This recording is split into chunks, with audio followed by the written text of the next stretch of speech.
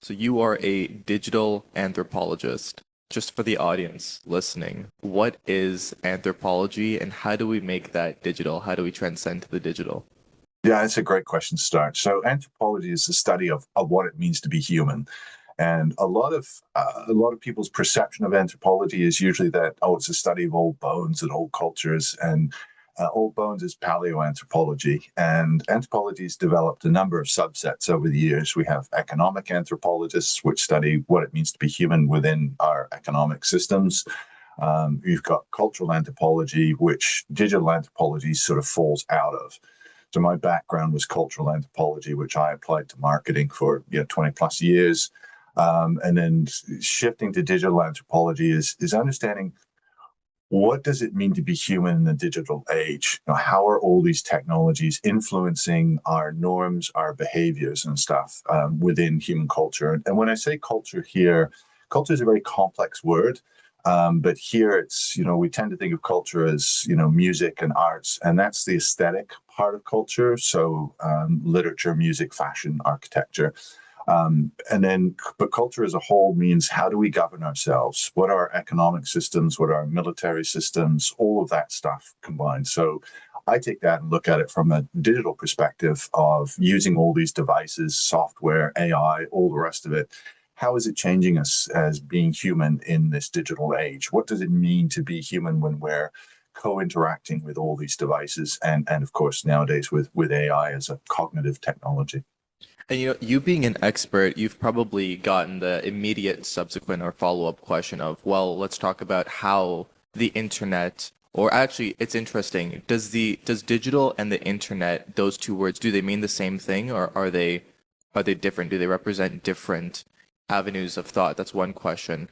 But another question is, the easiest follow-up response is, well, how did the digital impact humanity? How did the internet impact humanity? But I actually want to go a different direction. Is there any facet of culture that is not impacted by the internet or by the digital? Well, that's a really good question.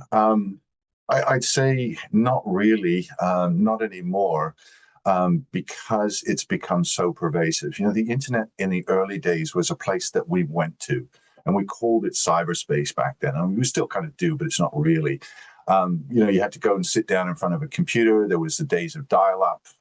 It was slow. It was sluggish. And not everybody had access to these technologies, right? It was pretty expensive to go out and spend a few $1,000s on a computer. And then, if you were dialing up, you couldn't receive calls, and other, it was busy signals. And so it was a place we went to. And at that time, too, computers held a different place within the home. So within home life, a computer was usually in a fixed place because, you weren't going to pick up a huge monitor in a box and go and sit in front of your TV like today with an iPad or our phones. We're half watching TV and we're half on the phone. So it's shifted from a place that we went to a place that was all around us. And that was with the advent of mobile devices and data over mobile networks. And that's when that shift really happened, the introduction of the iPhone. The BlackBerry kind of started that. All of a sudden, we get email everywhere and we could text and chat. Europeans had picked up texting long before we did. So now it's become pervasive over the last 10 to 15 years. It's the internet is everywhere. So digital, I think, has to include the internet today, because it's not a space we go to. It's a space that's always around us. And I call it a phygital world. So physical and digital That's coming that's together. fascinating, and that's a great, I guess, neologism or portmanteau word. Um, Yeah. you know, I watched this. It's not a documentary. It's like this discussion panel about a year ago. It's called "Does Consciousness Exist Outside of the Brain?" And Mm. it was a fascinating discussion. I recommend anybody that's listening go watch that. But when you talk about the internet now exists all around us, that is a really just completely different way to think about the internet. Because, for example, Mm. when I was growing up, when I was in around grade five, I really do remember going to the computer room in school, right? My family, because my dad was techie from very young, and so he gave me like a MacBook Air when I was 10. So I grew up with hyper technology and hyper proximity. Um, and I was very privileged with that. But I remember in grade five, for example, going to the computer room and playing the very, very old Halo from like 2004 or something, and figuring out how to do that. Love that game. And It's Love it's that it's game. it's great. No, it's great. And the thing about the internet was it wasn't this escape. It was more of like coloring with your friends. You're all doing a different activity. You're all not spending time looking at each other in the eyes, so you're taking some sociality away, but you're still all together. You're still all Yes. you're able to touch your friend and like, oh, did you see that? You're able to grab them and share the experience. You're all still sharing pheromones in some way. But now the internet, even though it exists in a less hyper way, it exists around us. And so, as you're saying, I can watch TV and also go on my phone. And Yeah. my experience is distracted. It's cut down. Even if I don't have my TV on, my TV is unplugged right now because I just don't want it on. Even if I put my phone in the other room, my experience is still kind of tethered to the internet. I'm still having FOMO of, oh, if I miss a call from my mom or my romantic interest or my friend or a job. Yeah. How is that kind of eroding or degrading or upgrading our reality? I don't think it's either eroding or upgrading. It's the internet, like the telephone, has become an invisible technology, and it's become a boring technology. When technologies become boring is when they become interesting. So the telephone was, when it came into the world over telephone wires, it was going to transmit viruses. Others said that we would no longer go to church services because we just listened to them on the phone, or we'd listen to music on the telephone. Like there was no need for any of these events, and all of a sudden, humans would no longer hang out together. And that never happened. And the telephone became a boring technology, and we often forget that, or we don't think about the fact that our mobile smartphones actually have a phone in them, right? Like that's sort of, it's like, okay, whatever. And so the internet, people talk about the internet today, they say Wi-Fi instead of internet. People don't talk about the World Wide Web anymore or mention the web. They just talk internet. So it's become embedded within our culture, within our society. To that point of FOMO and missing out, these are all impacts that we're seeing from the technology that we're learning now to deal with. And it's funny because you talk about, how you talked about, being with your friends online and online gaming, and we still see that today in Discords. I mean, that's still around, and we saw social disconnection. We are social creatures. But what we figured out is, or people proposed, was that we would draw closer together because of the internet, because of social media and our devices. But instead, what we found is that it created social anxieties, it created dissonance. We have loneliness in men today. It fostered the rise of the incel movement because of this separation. So rather than bringing us together, when social media came out, Hillary Clinton famously said, well, that's the end of autocracy. Democracies are going to thrive and autocracies are gone. And the complete opposite happened. We have the decline of democracies and we have the rise of authoritarianism. So we often don't understand the unintended consequences of these technologies, and they all do. But the internet has just become ubiquitous, and now we're starting to see the social impacts. It's why people talk about digital detoxes. The largest buyer of dumb phones, like the old Blackberries, and is Gen Z, right? 189% increase in the purchase of dumb phones in the Gen Z demographic. How is that possible? How is the internet a technology? And by definition, a technology is to augment humans. I forget the Greek actual root word of techno, but technology is meant to augment humans in some very basic way. But how did the internet and subsequent technologies, how did that turn from being an augment of promoting social discourse and social connection? Because again, you and I are connected through the internet. Without the internet, you and I Yeah. potentially would have never met. I know, you said that, you have a family member living in close proximity to where I am, and so it's possible, you and I would have met at like a networking event or something. But other than LinkedIn, you and I would have never been able to have this conversation. So there's importance there. But at the same time, I can get lost in Facebook right after this. I can get lost in Instagram. How is that Yeah. possible? How did the internet turn from a very powerful technology to still powerful, but pretty pervasive or perverse? Yeah, so it's happened that way with communications technologies, right? So we kind of go back to the early days of the telegraph, actually to the printing press. We've and even to cave drawings. We were drawn into that because it was a way to communicate socially, and we're a group species, so we know that to survive, we need to use culture. That's our sort of operating system, and within culture is our social systems. So we've always had this ever since we started gathering around the campfire. That enabled us to stay up a little bit later, then cook meals. Our brains evolved, and then we developed language, and then we developed writing, and then we developed the printing press, and then along came, the radio and the telephone, and then the television. Um, and so we're social creatures. We seek ways to connect. So the internet enabled us to connect on a more global scale and discover other cultures. The difference with the internet versus telephone, telegraph, printing press is that it's sped up cultural transmission. Cultural transmission has been a key part. If you look back to ancient North American societies and indigenous communities, and this was around the world, you might have the Haida Gwaii up in BC, and then you have the Iroquois down on the west coast. I'm mixing up the names here, but you had a large space in between them. So you had different smaller tribes, between what we call British Columbia today and California. And so there was this space for these two large civilizations to filter communications between them that got absorbed by the smaller cultures. And then that gave us time and space. Well, now we've collapsed time and space. So we took all that and we introduced the internet, and you could talk to anybody anywhere in the world anytime. That was unprecedented. So that's a big change. And we couldn't have predicted how that would impact us socially. Now we're only beginning to understand. You're going to think it's taken 30 years to really understand the impact of the internet on society and at a global scale. I have a problem with this because right now we live in the most politically, actually, I shouldn't say that because I don't know this.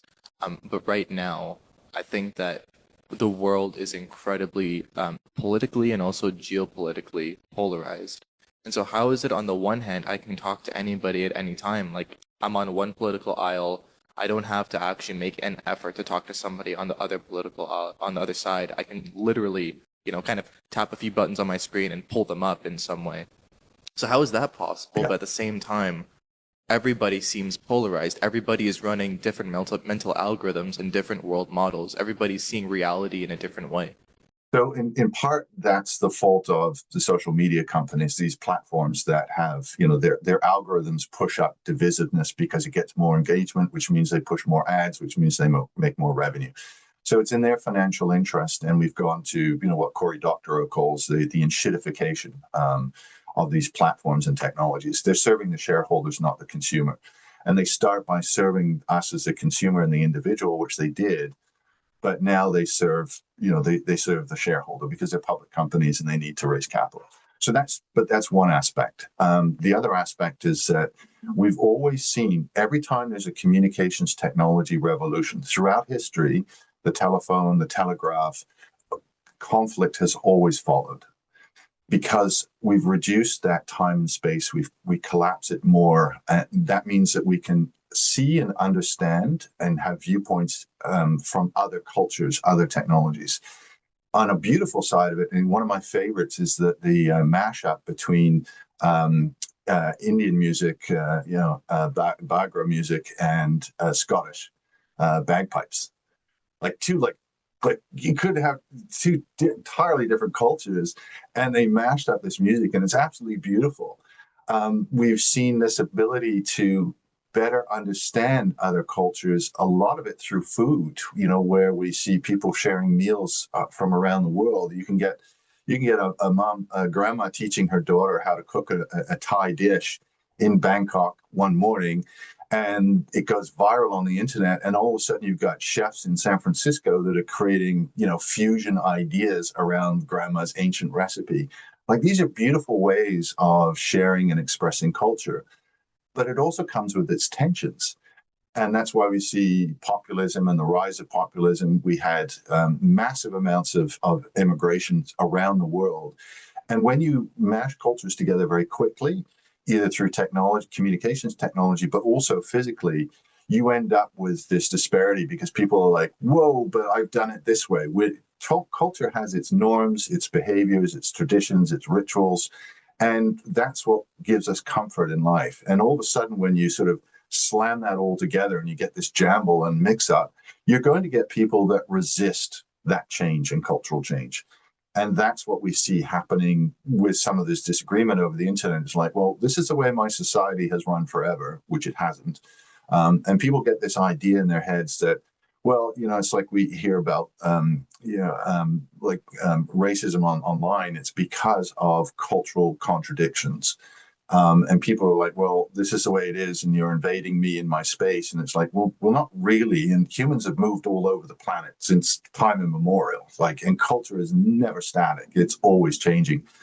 But when it meets technology at that moment, it creates both beautiful expressions of humanity, but it also creates tensions between cultures. Again, I want to double click on, you see my lingo is based on the internet, right? Double click. I would love to go deeper on it. Okay, so the mom in Bangkok is teaching her daughter the Thai dish, and that goes viral on TikTok, for example. And so a San Francisco chef sees that and then goes into the restaurant and says, you know what, we're gonna do a fusion thing on Thursday, right? No problem. That's a great example.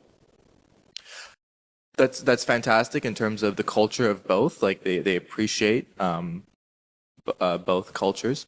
But the thing is, back in the day, right, before this technology, that San Francisco chef, she would have had to go to Thailand, had the interest, interact with the Thai people, make those connections, see the culture for what it is, absorb so much more than just the food, the state of Bangkok, the history of it, what the city represents, what the people represent, and then have all that experience and import all of that back to the restaurant, where then she can create the same dish, but just with a more deeper and full understanding, more holistic understanding of what that dish represents.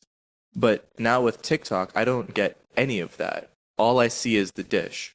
So I'm just trying to abstract that out onto, I get the proximate rather than the ultimate.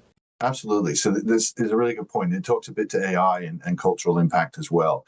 So that part of our culture, part of being human, is having an embodied experience. We as all humans, we have what's called our habitus. And our habitus, as Pierre Bourdieu, the sociologist, came up with it, is that's you have the culture that we're born into, and our habitus is our personal operating software, if you will, and that evolves as we go through life. But part of that habitus is the embodied experience of our culture. Being there when that particular meal is created around that festive time of year. You have the spring celebration, the Haggadah with Judaism. You have Eid in Islam, and then the West has boring turkey at Christmas time. It's so all of these things are embodied. Those smells, spending time with family, doing those other things. And you talk about that chef going to Thailand. She would be seeking an embodied experience. So she's seeking, how do those flavors come together? What do they smell? What's that cooking process? And it's being within that culture and immersing that you come out with absolutely much more texture and a richer experience. And you're probably going to make a better dish because she saw that video on TikTok by that grandma, but has no idea what that flavor profile actually is and how it came together. And so she's drawing upon her habitus and her cultural experience that she grew up with and the cultural environment she's from, but misses out on that Thai culture and that cultural element. So it's sort of like surface level cultural transmission. And that's a good thing in a way because it helps us exchange ideas and come up with new things. But it's also harmful in a sense because we only get the surface. We don't get the embodied experience. We don't get the depth of that. And so that means that it's a shallow form of cultural transmission rather than a deeper form of it. If you go and, I've traveled all over the world in my work. And whenever I go somewhere, I get to go experience a meal with a family and see how they sit and where they sit. We're on chairs in the West, we're on the floor in the Middle East, and that's just a wonderful experience. But that's embodied, and you can't transmit that via the internet. So there's always a disconnect. Let me go against what I just said and the point that I brought up because I can, there's a critic in my mind saying, well, what is the big deal? Like, so what if, the beautiful part is that chef, if she had had that embodied experience, she would have seen the flavor profile. She would have been with the grandmother. They would have been talking while the stuff is cooking. They would have been sharing little things. The grandmother would have been telling her about living in Bangkok and how the city has changed and her lover from when the grandmother was 10, right? All these little stories that, again, provide texture to the San Francisco chef. So when she goes back and people are trying to corrupt the cooking, she's like, no, no, no. I have important embodied experience. She's not going to say it in that way, but she is going to have that conviction that humans always have. So, and that's beautiful. But now with the TikTok, she still gets the recipe. So what is the problem with that? Why is the embodied experience so much better in that way? And are there second or nth order effects that result from having that surface level cultural transmission? Is it, again, is it approximate to the ultimate, or is it just something completely different? Do we go in a different way? Well, in a lot of ways, it's completely different because if you're not having that embodied experience, then you're not going to be able to transmit that back to where you are. So you might have a very successful restaurant, and you create this Thai fusion dish, and lots of people come in and they try it, and then other people are like, "Oh, this is amazing! I've got to go to Thailand," And so they plan a visit. Now off they go to Thailand, and then they have the dish in Thailand. It's like this doesn't taste anything like the one I had in San Francisco. Like, what's going on here, right? Like, or Montreal or Toronto. I mean, there are advantages where like Montreal is a city, filled and with all kinds of different cultural restaurants, right? It's a wonderful tapestry of flavors and experiences. And the upside of that is that you've got large diaspora communities in Montreal. You have a huge Haitian diaspora. You have, Asian diaspora communities. So that chef can go and get some relative experience if she wanted to within a city like Montreal or Vancouver or Toronto. But it's not the full lived experience. So it's okay that we do this transmission. The danger is that it's transmitted in the wrong way. And it's the option for someone like where we see racist tropes and we see misogynistic tropes. They get evolved within this idea sphere of the internet and social media, and no one really has the ability to balance them.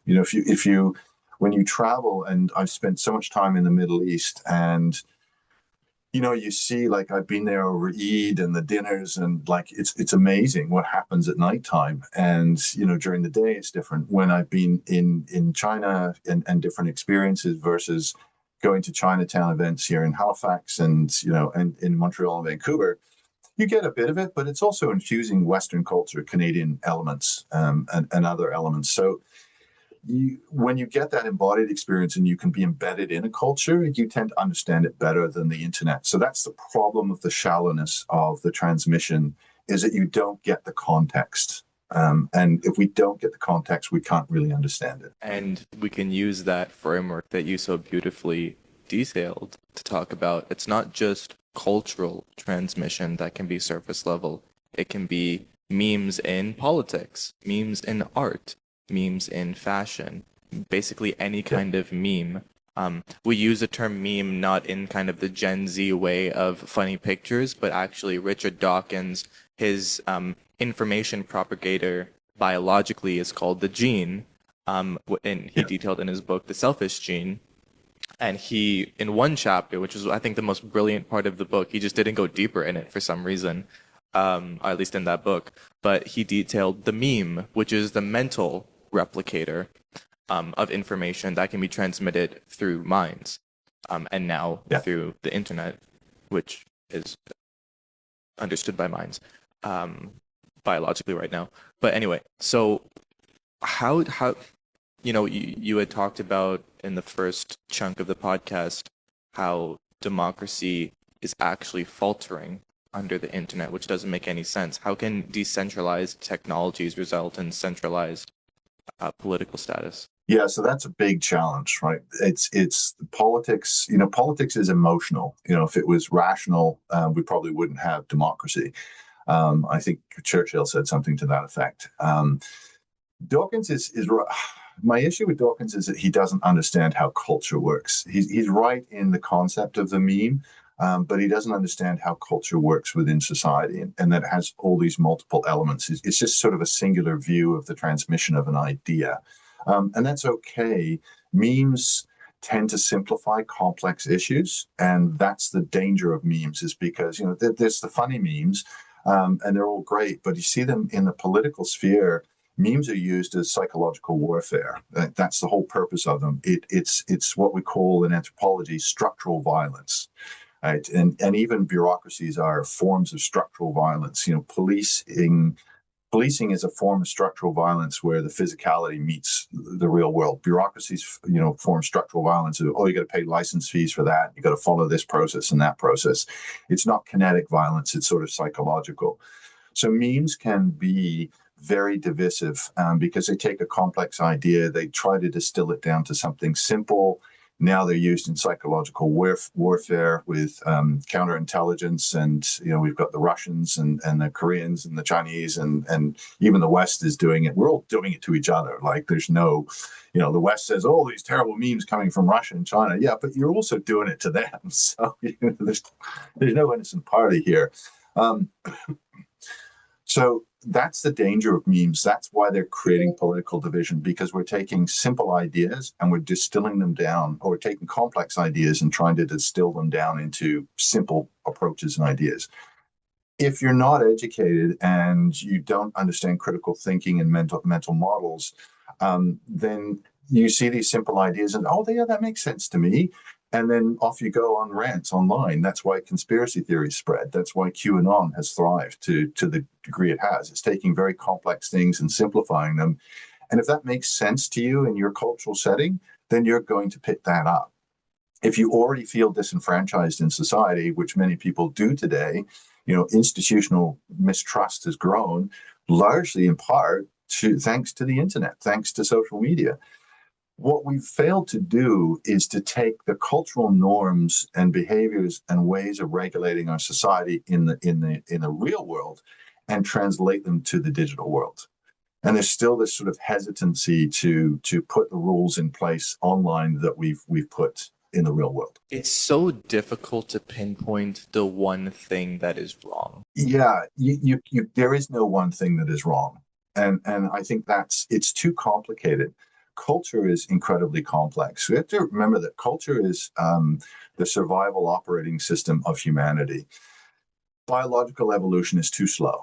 It just takes too long. And so we developed culture as our survival mechanism. There was probably some cave woman hundreds of thousands of years ago, and she looked out the cave on a cold morning and said, wow, that bear over there is nice and warm and foraging, and I'm here, we've got fire, but I don't have any clothes to wear. And she thought, well, we'll just take the bear skin.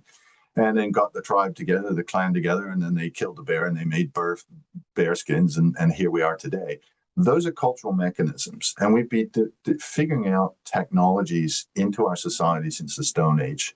You got to think, like, what was it like around the campfire when they just killed the mastodon, but they hadn't invented the knife? They might have had spears, but all of a sudden someone chips a knife and says, "Oh, look, I can cut a juicy steak out of this mastodon." And then someone next to her said, "Oh yeah, let's put it on the fire and cook it up," right? And then and the whole tribe was like, "You can't do that. That's terrible. That's changing all our norms. Like, we rip the meat off the bones, we chew it, we eat it raw. That's the best way." There would have been huge cultural arguments that took place around that. And we've been doing that around these. Now it's a digital campfire. That campfire is the phone in our pockets. we've been doing this stuff for thousands of years.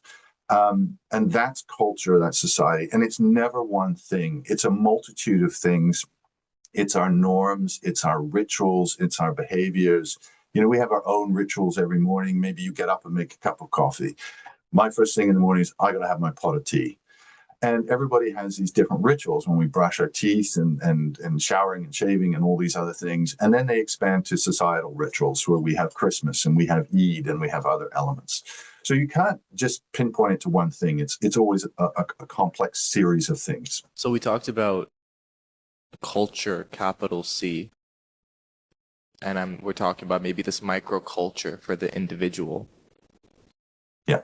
And the internet and digital technologies in general are changing and not either augmenting or eroding, but changing both cultures.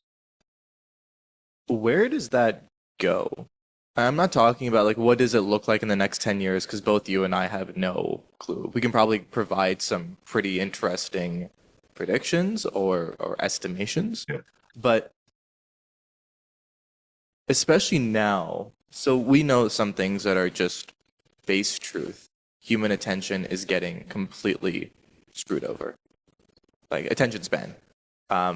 Yeah. And as a result, from this digital vortex, we're having neurological and physiological problems that result in sociological problems. Because if I can't pay attention to something and I'm always online, then I'm less likely to actually go outside. Or, for example, if I'm always online, again, I'm less likely to go up to the girl. I'm more likely to download dating apps, which means that I have to focus on how I look, which means that my self-esteem and social estimation of myself is based off of 6 pictures that are ranked on an algorithm based on an ELO score and based on me paying a profile, subscription to the profile, stuff like that. Is there a way to get out of that? Eventually, yes. That's how culture works. It just takes a long time. It was shortened with social media arrived, and it's taken us about 15 years to figure out, okay, now we've got to do something about social media. So you see all these lawsuits that are being brought forward in Canada and the States by school boards and education systems and state attorneys and provincial attorneys to put regulations. Australia is going to ban social media for kids under 16. Now all these platforms are worried because what if that rolls into Canada and the EU? It probably won't happen in the States, but we're only just figuring out how we need to govern social media. We're just pushing back on the algorithms. We're just now we're realizing it's the enshittification that we're being monetized, we're being surveilled. And you see the pushback happening, like Gen Z that are doing digital detox, they're disconnecting, they're not spending as much time on social media. They're seeking out, analog journalism has become a trend. So it takes us a while. When a technology comes into culture, we have what's typically called a moral panic, which is what we're going through with AI right now. We get fight or flight reactions. And we try to figure this out as it hits the culture. And at first we think, oh, this is really cool, or wow, this is really scary and bad. And it can take us a few decades to actually figure that out. The arrival of digital technologies happened about 70 years or 60 years ago in the 1970s when the silicon chip came along. That's what enabled it.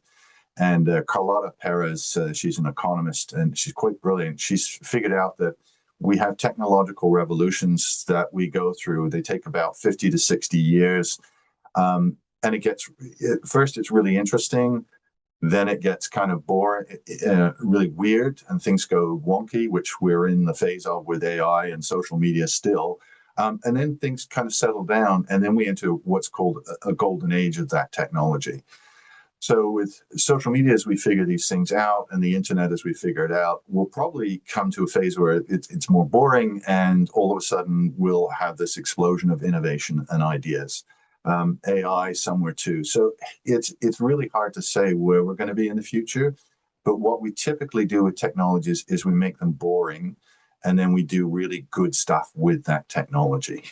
Yeah. So now we come to the more, I guess, I enjoy being cynical and being a doomer sometimes in a I guess cynical way. But the thing with social media and AI is that it's not necessarily going to destroy the world outright. It's not necessarily No, going to destroy the social fabric outright. It no. took a little bit of time, but again, my generation, especially I think young people in general, started saying, you know what? F the dating apps. I'm gonna go up to the girls in person. That's what I did. I was like, Yeah. I did not like dating apps from the get-go because it felt very superficial. And so I never really had an experience on dating apps. I was just, I'm gonna go up to girls in person and talk to them because that's what I prefer doing. And a lot of people have started doing that. As you brilliantly noted, a lot of people are even putting down their phone and going to dumb phones, which is great. People have noticed that generative AI is a pretty trash technology for what it's worth. It's good at some things, it's pretty bad for basically everything else. And so Yeah. they're moving away from that. This is all fine and well. I'm very glad that culture capital C, I guess, is updating. But what happens when it's not something like social media and AI that just lives on your phone? What happens when it's something like genetic modification that then the actual social fabric is going to change because there's going to be, like classes of humans, the genetically modified and the not genetically modified. And then, we read Hacking Darwin by Jamie Metzl, for example, that talks about employers as one example, preferring the genetically modified because why wouldn't you as an employer? They're biologically more creative, more sociable, more attractive, et cetera, et cetera. How do we deal with that? I know it's like analogous to the conversation, but it still comes into technology and how that's affecting humans. Well, yeah, genetic engineering and manipulation couldn't happen without AI, and it couldn't happen without our digital world. I mean, it's all reliant on the silicon chip at the end of the day. So as an anthropologist, I kind of walk down the middle line. I kind of have to. I'm neither an optimist or a pessimist. I just try to look at it from a more analytical perspective and say, well, what does history teach us about these technologies? Genetic engineering is probably one of the more significant ones because that will create divides. If you've got genetically altered humans that aren't going to get HIV, that aren't going to get Down syndrome and other diseases and genetic malfunctions, it does create two layers of society. You might think we talk about too in transhumanism where they talk about uploading our brain to the computer, right? I don't think that's ever going to happen unless we figure out biological technology, because we're already starting to use brain cells in interesting ways as computing devices because they use much less power and the cognitive capabilities. But genetic engineering, it even plays to the role of AI today. Those of us that learn to work with AI tools, with large language models, and AI. Interesting, AI, artificial intelligence doesn't exist. It's not a thing. It was a marketing term created in the 1950s, and it stuck. So it's large language models that we typically refer to. This is a process of cognitive scaffolding. We did the same thing with writing 2,400 years ago. Socrates famously said, writing will destroy memory. And I always say, well, it's a good thing Plato wrote that down. So, so what we're doing is a process of cognitive scaffolding with AI tools as we learn to integrate them into culture and make them work. When it comes to genetics and genetic engineering, that's a whole other thing because it does have deep societal implications. Is someone who has genetic engineering where they're automatically going to be smarter and not subjected to certain diseases, and maybe they won't get bacterial infections anymore, and it's the end of antibiotics. Are they better? If we upload the brain to the computer, well, what does that mean? Because that brain could be copied and copied and copied and copied. So you could have, 20,000 versions of Ayush. You could have Ayush, the philosopher. You could have Ayush, the engineer that's building amazing things. Like, is it the same Ayush though? Right? If someone is genetically modified, well, is it the same child of the parents? If that child is whether it's a surrogate mother or whether it's a natural, process of impregnation, that's a process that takes place in the womb. But is that relevant to what does that mean if that person was born in a test tube or when we've had test tube babies? or they're genetically altered in the womb, are they still human? Right? In the same way that those of us that weren't, that won the gene lottery and don't get sick are. Like, these are huge questions that are facing society. Oh yeah. Um, yeah, you talked about 20,000 versions of me. I don't know, like there's even one version of me feels like too many. So, we Yeah, get I we get hear you. overwhelmed. I'm writing a book called The Rabbit That Hunts Wolves. It's short stories on genetic modification. Um, Interesting. and one of the short stories I outlined, it's called Yes or No. And it's about how in relationships you're always making decisions with each other. Do I go up to her? Do we go on the first date? Do we go on the second date? Do we kiss? Do we extend that intimacy? Do we become boyfriend and girlfriend or exclusive? Do we date? Do we get married? Blah, blah, blah. Do we have kids? And then the Yeah, next inevitable question is, do we genetically modify them? And it's about them being at dinner and talking about that exact question and struggling with it because the answer is, again, not obvious. It's the first time, they're in the first period in human history that you could even ask this question and have the ramifications. Because if you genetically modify your child, where do you stop? Will you regret that's right. going too far, or will you regret doing less? And so these are fascinating and also terrifying questions. I'm not going to ask you for your to be put on the spot, so I'll put myself on the spot. And if you would like to put yourself on the spot, that'll be great. But for me, how would you recommend I go about having that conversation with my spouse, with my future wife? Is it something where this is just an inevitable thing and we have to force the conversation, or is it more like we have to be more emotionally intelligent and see if that conversation is even on the table? I hope the question makes sense, but like in this period, we have to not talk about just the technology, but also the wisdom to wield that technology as well. Yeah, so it's a good question, and this is something I struggle with today because it's a common thing in society to talk in absolutes. It's either or, it's either utopia or dystopia. We're saying that about AI. The prophets of AI are like, this is coming down the road. It's going to be utopia, and you're not going to have to work. Universal basic income, all this lovely stuff, which is complete BS. That's not going to happen that way. Or they say, oh, we're going to be surveilled and we're going to live in this surveillance world and the government's going to know everything you're doing and privacy is lost. Well, that's not going to happen either. With genetics, we talk about the absolute of, well, this is coming, it's inevitable. Well, no technology is ever inevitable. And they morph in ways that we cannot quite predict. All we can know about them is that they have unintended consequences. That every weapon, no technology is neutral. It's developed with purpose and intent. It can be, then it can be shifted into something. You could weaponize genetic engineering, creating ultimate soldiers, right, to go and fight conflicts. You could, but on the other hand, you can save lives. You could know that child in the womb, if they don't get genetic engineering, they're going to end up with cystic fibrosis, or some other kind of disease. And it's like, we know we can change that. So the technology will evolve in ways we cannot predict. It's culture that will make that ultimate decision. It's culture that's deciding social media right now. It's culture that's deciding how AI will be used. And it's like, I call it the invisible hand of culture, like the invisible hand of economics, which was just a creation by economists because they can't explain human behavior. And economists think in rationalist terms, and they don't like human behavior because it messes everything up, which is what we got behavioral economics as an answer to that. It's going to be the same thing with genetics. It will be figured out by different cultures and different societies. And it will depend upon how they look upon the humans in their culture, in their society. In the West, we approach everything from a more individualistic perspective. We're a type 1 culture. So the United States is the peak of type 1 individualistic culture. So in the United States, they'll look at genetic engineering as, well, this is for me. How does it benefit me? And I want my baby to be the best, like me, me, me, me.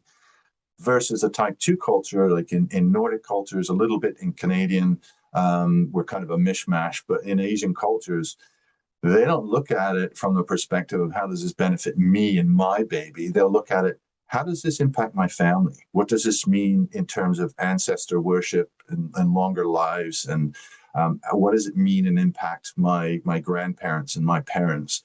And then they look at their community around them and say, well, what could be the impact on my community? And then they look at their nation as a whole and say, what's the bigger impact? So you have all these different factors that influence the technology and how it comes into the world. And I think the same will be genetics. And we're going, as this comes out, we've gone through small moral panics with genetics. I think we're about to go through an even bigger moral panic after AI with genetic manipulation. Is there also, are there other technologies that worry you, like nanotechnology, synthetic biology? Synthetic biology is one that worries me a lot. Are there, go ahead. Yeah, I certainly have concerns over them. I'd be more worried about what comes in the future because right now we've got so much technology coming at us. You know, we've got artificial intelligence, we've got genetic engineering, we've got nanotechnologies, we've got, you know, biological engineering. We're talking about bioengineering our planet. You know, we have so much capability and opportunity with these technologies, but we also have dangers and risks with these technologies. We're not always very good at figuring out how to use them in the right way. And eventually we do, but we can go through an awful period of conflict and mess before we get there and societal turmoil. So that will probably happen with bioengineering. It'll happen with genetic engineering. It's also happening with AI right now. But we may go through a period where culture as a whole says, whoa, put the brakes on. You know, this is too much, too fast, and we can't figure this out. And the way that will happen is that you will see cultures reject technologies en masse and just say, you know, you'll see, you know, citizens saying, no, don't do this, don't do that, and push back on it. It's kind of like what's happening with large language models right now. We're sort of pushing back on these. So, Say more about yeah. that. Say more about that. So what does, and we don't have to talk in abstract or in abstract or ambiguous terms. We can talk about exactly what's happening with large language models because one of the reasons that you and I connected was because we have a similar hesitancy when it comes to accepting the zeitgeist, the pseudo zeitgeist, I would say, of how people think about large language models. So can you just say like what your opinion is, how you see large language models, and where is that going? How is culture going to start rejecting? So it's already rejected where we talk about AI slop. You've got lots of conversation on LinkedIn, Reddit, Discords, about, you know, AI writing. And that's probably one of the biggest cultural signals that I see is everybody says, well, I know you because you use M dashes and you use other terms that are common to large language models. I use Claude every day. I prefer it. I think ChatGPT, I don't like it. I use Gemini. And I use other tools in my working stack. I use them in a form of cognitive scaffolding because they know what we already know. They don't know anything new. They can't think, they can't reason, and they don't come up with original ideas. That's human intuition. So I think large language models are probably going to plateau at some point of capability until we figure out the next stage. And I think that's a good thing because then it gives us time to figure out, okay, where do we incorporate this in our workflows? Where do we incorporate this in our daily lives? We'll never get through hallucinations because that's sort of baked into these large language models. So we're going to figure out where it works and where it doesn't work. That could take 5 years. It could take 10 years. I don't know. That's a process of cognitive scaffolding. We did the same thing with writing. We did the same thing with printing. We got new ideas when books came along. All of a sudden, academics could get into arguments, right? It took months because you had to write your book and then send it to the other university and all the rest of it. It could take years, right, to get it. Now, academics can argue in real time, and they do. So it's all, I think they're going to hit a plateau. I think we're going to realize the weaknesses of technology. We're scared when a new technology comes in. But then over time, because we poke it and we prod it, and when we find the mistakes and the holes and the weaknesses, because that's what we do as humans, right? We like to, when something like this comes along, it's like, yeah, it's not quite right. And so we fight it and argue it. And we push back against technology, which is what we're starting to do now, very quickly, faster than we did with social media, which really surprised me that it's moved so fast. But that's where we're going to go. I think we'll hit a plateau and it'll be kind of like, okay, moves so good, but not so good. You know, one of the strangest parts about AI, for me especially, is I didn't understand why people took it and ran with it. Like to me, large language models like a ChatGPT was the perfect layer on top of Google. Instead of searching for a problem, I was able to talk to a problem, right? That's really great. What is the three body problem and how does that work, for example? I can have that question and search three body problem in Google and go through all the links, or I can just have a machine or a system talk to me, right? That's great. That's a powerful technology. I just don't get how it became this one thing to rule them all, where it's now, for some reason, my therapist and my buddy, and I can, do my math homework and everything. That to me didn't make sense. And this, I guess, encircles the entire conversation is why are humans so bad at putting stopgaps in technological capabilities? Like, for some reason, like the phone turned into the smartphone, right? It wasn't enough to be able to call someone. Now I needed my browser and my music player in it. And then it became, oh, I need my Instagram and my Telegram and everything else, right? Why are humans so bent upon making things literally everything? Why can't we just stop? Like a library is just a library. We don't need computers in the library. No. For some reason, it just always happens like that. Well, that's a process of bricolage. Technologies come together, and we use this process of bricolage within culture, for thousands of years. And then with technology, we took the same idea with technology and we compound them because they come from human imagination. And somebody says, well, okay, I can combine a GPS and a camera and a phone and all this other stuff, and I can create this smartphone, which is what Apple did very successfully, kicked off by BlackBerry. Um, we're a progressive society, and we're curious. We're intensely curious. We're intensely social. So we like to change things up. New generations come along and say, well, why are you doing it that way, grandma or grandpa? Like, come on, like, do this. And why wouldn't you use a phone to do that? It's just the nature of who we are as a species is to evolve. And all technologies come from our imagination. Like that's which is an amazing thing to think about, is that our little cogitators up here came up with all these technologies. And I think we forget about that. Why do people talk to ChatGPT the way that they do and engage with large language models? Well, that goes back to our ancient practice of parasocial relationships.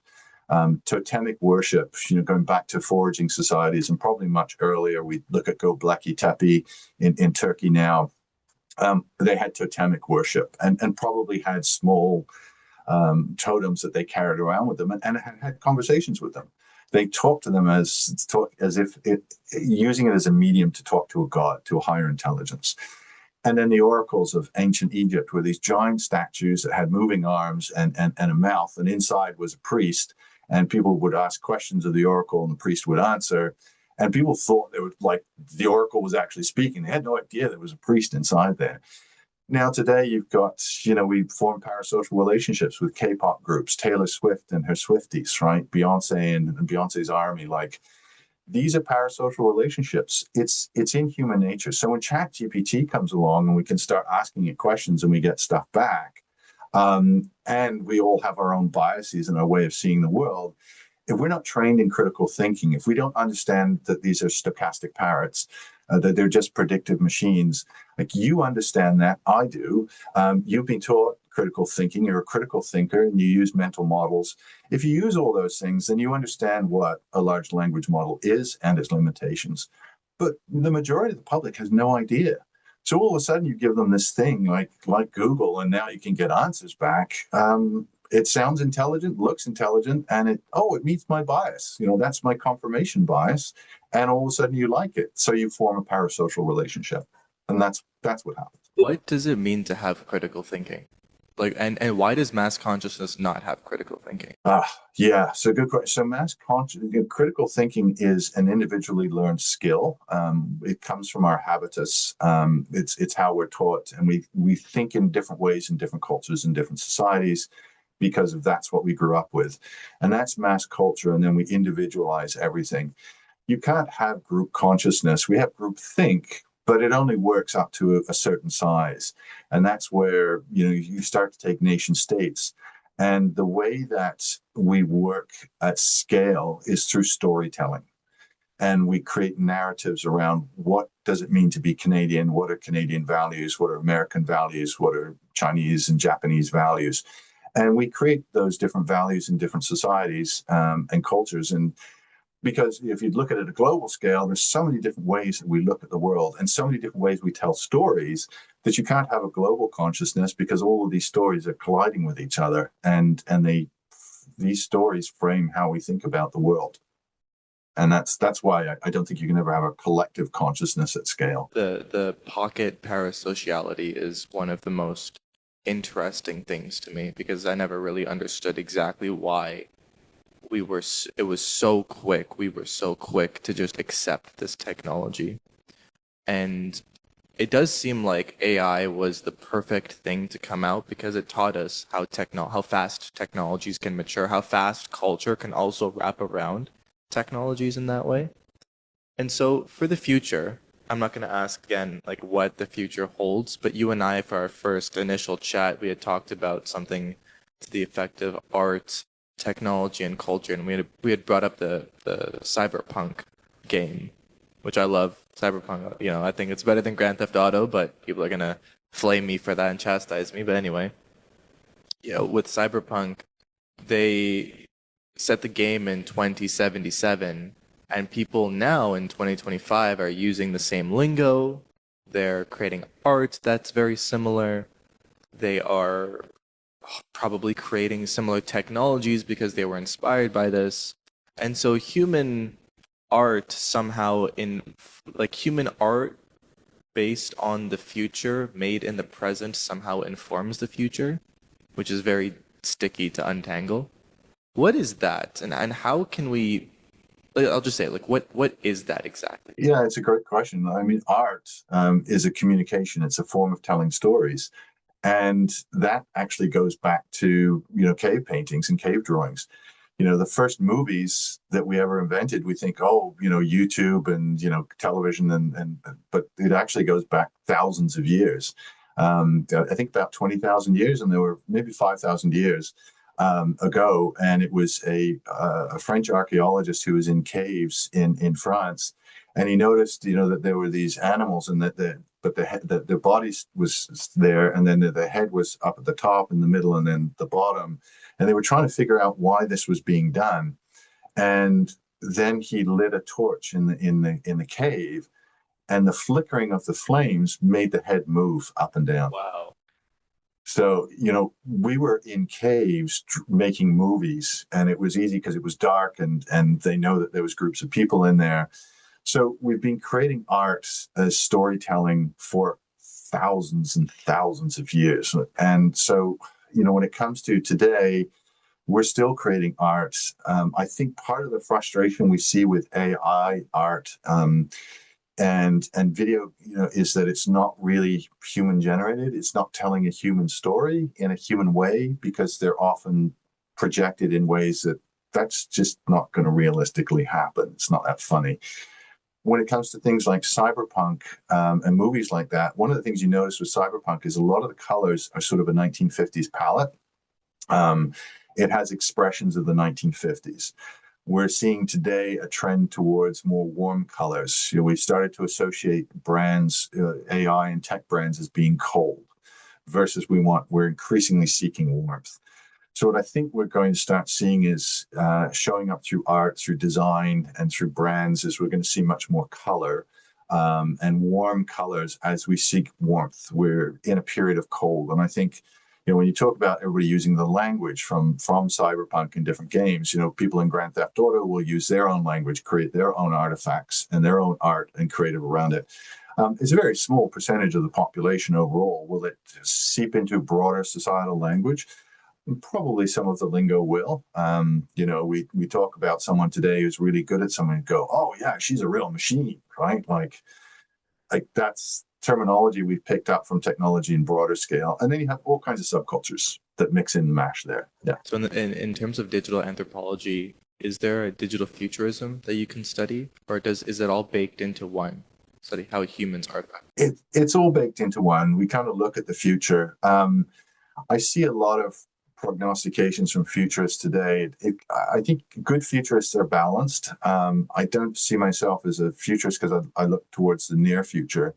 I did at one point thought, well, I'm more of a futurist, but I think I just look at where humanity's going. And then you've got all these prophets that talk about, oh, the singularity in 2030 will be an age of abundance. We have no idea what that age of abundance actually is. No one's really quite defined it. Or for who? Yeah, or for who, right?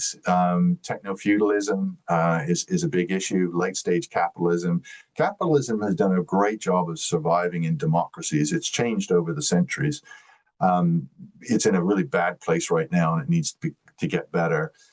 So in the digital future, everything, we're going to use more and more of these technologies. I don't think we're going to take brain implants and stick them in our brains. I think we'll use, like AirPods, and we'll stick, hats on something. But I think we'll vastly reject being drilled into and having some device tapped into our head. It'll be used in certain ways to help people that are paraplegic and people with mobility issues, and maybe that can't hear, can't see. There'll be great enhancement tools, but there'll be niche places. If you had a magic wand and you could solve one problem in the world, what would it be and why? Climate change. I'd say, we need to get back to living with nature. We've seen, especially in the West, we don't see ourselves as animals, which we are. We see ourselves as something other than, but our history of humanity has been living in harmony with our planet. I think we're in disharmony with our planet. We need to get back to harmony with our planet. And that's what I would do. If you had to give some advice to young people on not the future and not even the near future, but the present. So I think one of the problems with humans is that we try to think about the future so much that we forget to be in the present moment. And so we sacrifice the present moment to live in the future when the future is not able to be understood in any way, just in the abstract way. What advice would you give to young people right now that are worried, anxious, and for some reason hopeful? Yeah, so I'd say we're going to live through a very messy period, probably the next 15 to 20 years. It's going to be an utter mess. We're changing economic systems. We're changing how we work with technology. We have a difference of values geopolitically, which we're going to see more authoritarianism, more populism. So I'd say study the humanities, do some anthropological and sociology courses to understand human societies and humans. That'll help build a framework for how you navigate the future. You can do all the other stuff in the engineering, but get some humanities into your education. Learn about what it means to be human, because that'll give you a little bit more comfort about the future. Yeah, it's going to be scary and stuff, but if you understand how culture works and how human societies have evolved, and the tremendous amount of progress that we've made in a very short period of time, I find there's more hope than there is despair. And I'd say, don't be despairing. It's easy to go down the cynical path. It's easy to take the negative, but because that's our instinct, right? Our lizard brain at work. But if you step back and you use some critical thinking and first and second principles, you'll see that, actually things, they're pretty bad. There's some horrible stuff going on, but overall, we're going to be quite all right. We'll figure this thing out. What gives you hope in the world? Humans, oddly enough, because at the end of the day, we see the future. We want a future for our children. We want to have children and bring, kids into the world. We want to make things better, and we always strive to make things better. In the process, sometimes we make things a bit messy. We get into kerfuffles like world wars. But overall, we've progressed. If you look back, we have antibiotics, we have vaccines, we have this ability to connect globally. We're developing global financial systems. The capitalism is going to change. There's no doubt about it. It will change, and it is already in that process. The economic models in the short term may be painful and frustrating, but we use culture to figure this thing out, and it just works in weird ways. That's all. Giles, this was a great conversation. Honestly, one of my favorites. I was able to just it's incredibly lonely sometimes being in this field and studying these things, because not many people are interested in talking about the doom and the gloom, but also the potential. And it's so multidisciplinary and cross-disciplinary, that finding somebody that you can actually, play tennis with, as it were, is very difficult. So I thank you for joining me on this adventure. And, this was a very heart-filling conversation. Where can we find you online? Yeah, I'm glad we found each other. That's awesome, Anush. Thank you. Really great questions today. Lovely conversation. Really enjoyed it. Thank you so much. Where can we find you online to follow you and learn more? LinkedIn, and you can also find me on Substack, gilescrouch.substack.com. And I write on Medium as well. So Fantastic. Those will be in the show notes. Giles, thank you so much. thanks, Ash. Take care. Cheers.